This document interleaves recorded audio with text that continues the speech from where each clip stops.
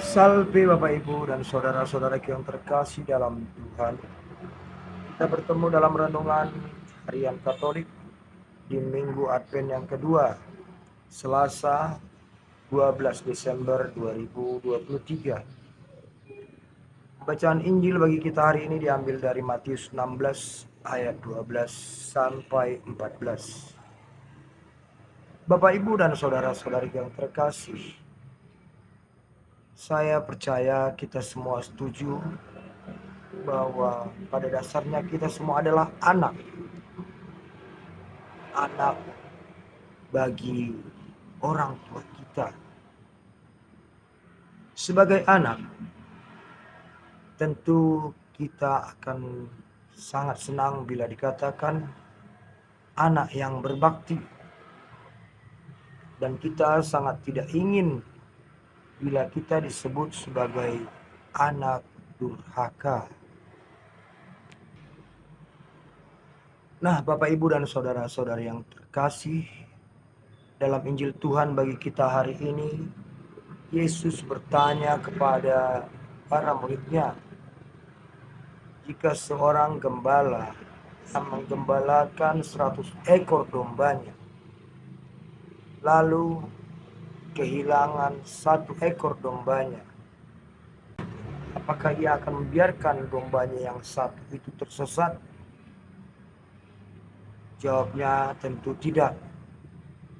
Dia akan meninggalkan 99 ekor dombanya di pegunungan dan akan turun untuk mencari satu dombanya yang tersesat.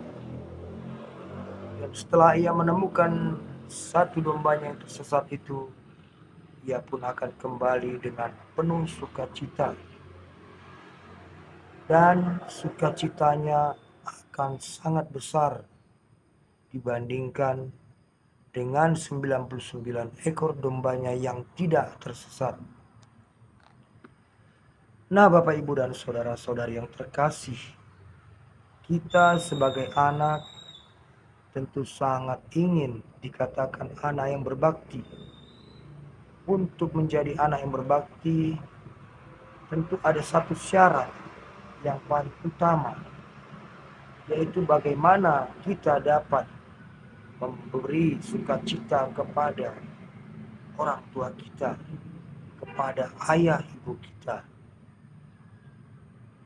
Bapak Ibu dan saudara-saudari yang terkasih, di masa Advent yang kedua di hari Selasa 12 Desember 2023 ini, kita masih diajak untuk mempersiapkan diri untuk menyongsong kedatangan Tuhan yang kedua kalinya. Di sini kita diajak untuk memperbaiki diri, untuk berani bertobat. Sebab pertobatan kita, perbaikan diri kita adalah sukacita terbesar bagi Allah Bapa.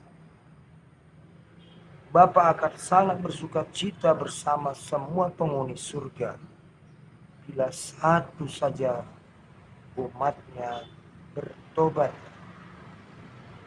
Nah, Bapak Ibu dan saudara-saudara yang terkasih, bila kita menyadari bahwa kita adalah anak-anak Allah, anak-anak Bapa, tentu kita juga ingin agar Bapa bersukacita karena kita.